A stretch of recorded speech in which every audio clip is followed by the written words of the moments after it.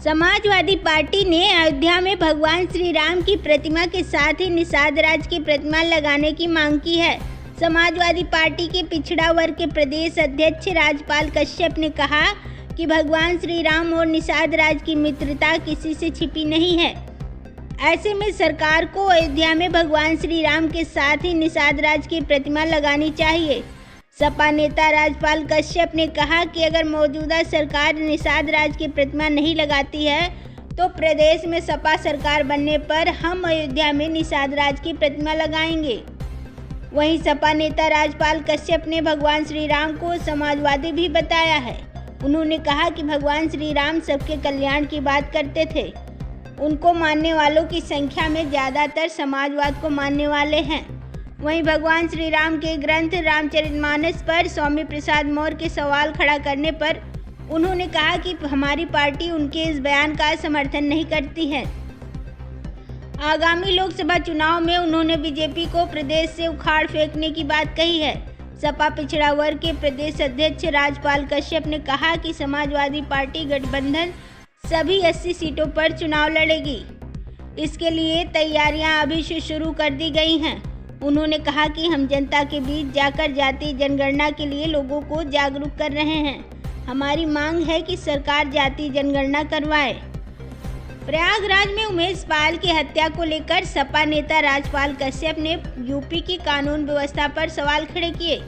उन्होंने कहा कि अपराधी माफिया अपराध कर रहे हैं, सरकार रोकने में नाकाम है। उन्होंने कहा कि सरकार अपराध पर जीरो टॉलरेंस की बात करती है। पूरे प्रदेश में जंगल राज कायम है।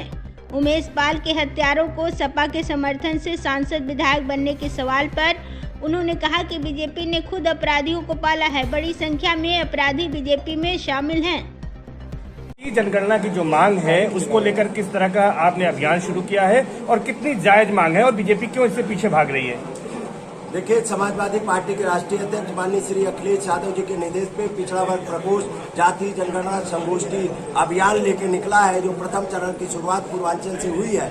आज 10वां दिन है, प्रयागराज में आए और जातीय जनगणना होना संवैधानिक भी है, बाबा साहब के संविधान में भी है, वैधानिक भी है और समाजवादियों की पुरानी मांग है। डॉक्टर राम मनोहर लोहिया से लेकर माननीय नेताजी से लेकर और माननीय अखिलेश यादव जी लगातार मांग कर रहे हैं। 1931 में जातीय जनगणना हुई थी, उसके बाद जातीय जनगणना नहीं हुई।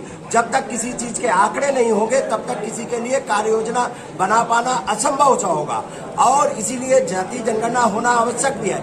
और 1931 में जो जनगणना हुई थी उसमें 52% पिछड़े थे, लेकिन आज हमारी मांग है कि सभी जातियों की जातीय जनगणना करा के और इनको, हमारे नेता का मानना है, इनको हिस्सेदारी दे दी जाए। जिसकी जितनी संख्या बारी उसकी उतनी हिस्सेदारी, और अगर जिससे भाईचारा भी कायम रहे, आपसी जातियों में कोई लड़ा न पाए। जिस तरीके से बीजेपी जाति और धर्म में लड़ा रही है कि तुम्हारा हिस्सा ये खा गए, तुम्हारा हिस्सा वो खा गए, जातियों में लड़ा के और गुमराह करने का काम कर रही है। बीजेपी सरकार इसलिए भाग रही है क्योंकि जातीय आंकड़े आ जाएंगे तो सच्चाई सामने आ जाएगी और इनको हिस्सा देना पड़ेगा। इसलिए वो हिस्सा न दें और न देना पड़े, और जो पिछड़े गरीब शोषित वंचित हैं वो किसी भी जात में हो, वो पिछड़े बने रहे, गरीब बने रहे और 5 किलो अनाज पे वोट देते रहे। इसलिए वो जाति जनगणना न करा के उनको गरीब बनाए रखना चाहते हैं और उनका शोषण करते रहना चाहते हैं और उनका हक अधिकार छीनना चाहते हैं, उनका आरक्षण खत्म करना चाहते हैं, बाबा साहब के बनाए हुए संविधान को खत्म करना चाहते हैं और इस देश को पुनः गुलाम बनाना चाहते हैं। इसीलिए वो जाति जनगणना नहीं करा रहे हैं। अच्छा, अगर बात करें तो यहाँ पर अभी उमेश पाल हत्याकांड हुआ है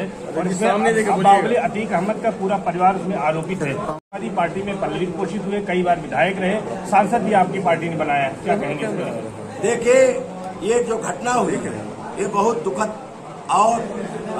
घटना है। हमारी पार्टी के राष्ट्रीय अध्यक्ष जी ने और पार्टी के प्रतिनिधियों ने आके शोक संवेदना भी व्यक्त की है और जो वर्तमान में हमारी पार्टी में कोई नहीं, इनकी कानून व्यवस्था का फेल्योर है। ये अपनी नाकामी छुपाने के लिए नाना प्रकार का षड्यंत्र करते हैं, विपक्ष को बदनाम करते हैं। ये इनका फेल्योर है, सरकार इनकी है।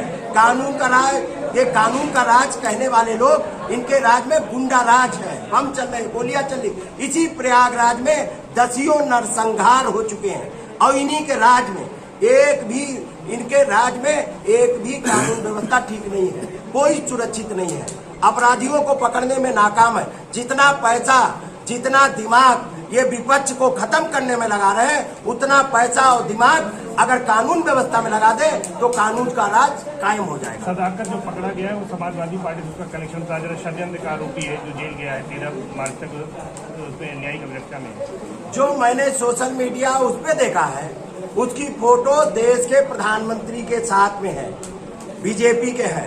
उसकी फोटो मुख्यमंत्री के साथ में है, योगी आदित्यनाथ के साथ। उसकी फोटो यहाँ के मंत्री नंदी के साथ में है, रीता बहुगुणा जोशी के साथ में है। ये फोटो और संरक्षण ये सब बीजेपी का है। ओके, हमको कुछ सवाल करना है। चलो लगाइए।